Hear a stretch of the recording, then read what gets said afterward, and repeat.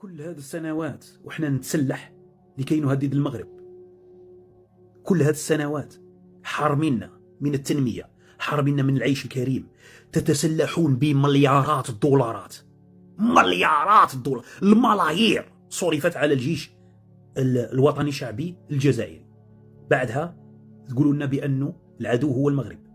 العدو المغرب الجار العزيز، المغرب إخواننا هم العدو، جيراننا اللي دفعتوهم أنهم يطبعوا مع الكيان، ودفعتوهم أنهم يتحالفوا مع كل القوى الغربية لكي يحموا أنفسهم من أموال الجزائريين اللي تسلحتوا بها باش تهدوا بها إخواننا المسلمين وجيراننا المغاربة.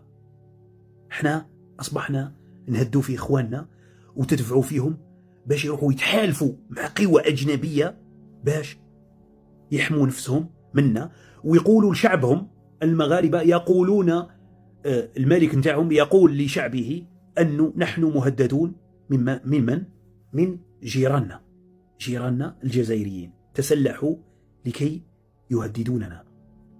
مغاربة، دولة في زاوية القارة لا تملك حدود برية مع أي دولة إلا الجزائر، تقطع عليها الحدود البرية، تقطع عليها الحدود الجوية، تقطع عليها الحدود البحرية، تقطع عنها النفس.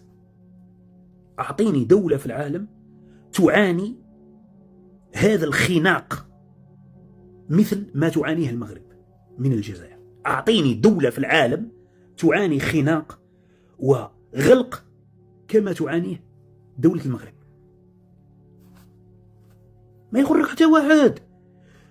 الجزائر والله العلي العظيم قسما بالله مشروع والله غير مشبوه، ومشروع مدعوم من الكيان والله العلي العظيم. والله لو كانوا اللي حاكمين الجزائر ناس عقلاء لكانت المغرب حليف استراتيجي ودولة شقيقة مفتوحة الحدود على مصراعيها. تقول لي المخدرات، الحمد لله المخدرات موجودة في الجزائر. يعني أعطيني يوم واحد ما كانش كاين المخدرات في الجزائر يعني اللي تدخل من المغرب.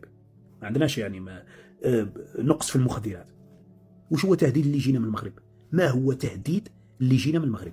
إذا كانت المخدرات موجودة بالأطنان في الجزائر والناس تتناول في الزطلة المغربية والحشيش، حاجة عادية. أمر مشروع كيان، يعني مشروع كيان وغلق على الشعبين، لأنه الشعبين هذوم يشكلون قنبلة بأتم معنى الكلمة. الشعبين هذوم خطر على قوى أخرى، لهذا السبب ما خلوهمش يتحدوا، ما خلوهمش يكونوا قوة اقتصادية.